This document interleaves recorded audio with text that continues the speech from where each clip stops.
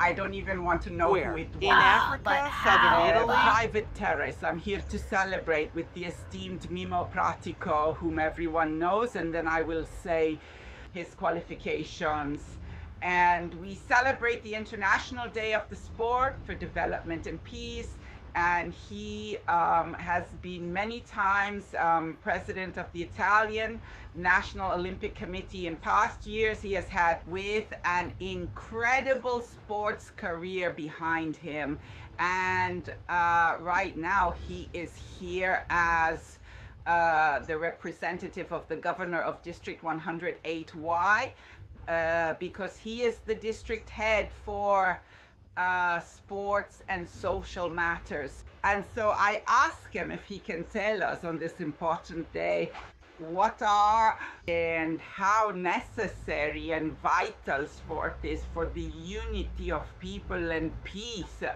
You invite me to a wedding with this topic. Besides being the president of CONI, I was the president of Regina. So I had this honor.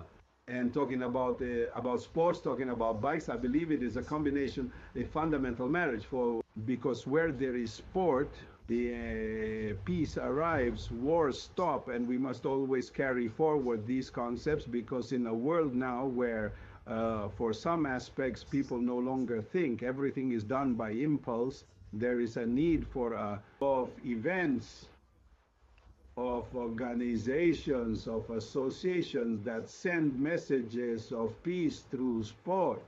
So I thank you for this opportunity.